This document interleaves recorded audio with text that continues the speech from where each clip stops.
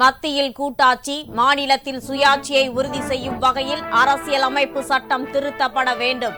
சட்டப்பேரவையில் முதலமைச்சர் ஸ்டாலின் வலியுறுத்தல். 7.5% ஒதுக்கீட்டுக்கு திமுக சொந்தம் கொண்டாடுவதாக கூறி சட்டப்பேரவையில் அதிமுக அமளி. விளம்பரம் தேடும் செயலில் மட்டும் திமுக அரசு ஈடுபடுவதாக எடப்பாடி பழனிசாமி குற்றச்சாட்டு. தமிழகத்தில் 6 இடங்கள் உட்பட 37 மாநிலங்களவை இடங்களுக்கு அடுத்த மாதம் 16ஆம் தேதி தேர்தல். தேர்தல் ஆணையம் அறிவிப்பு.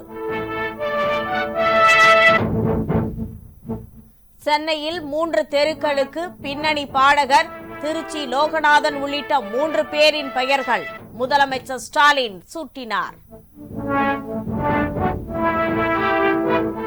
தங்கம் விலை சவரனுக்கு 720 ரூபாய் குறைந்து 1,13,840 ரூபாய்க்கு விற்பனை.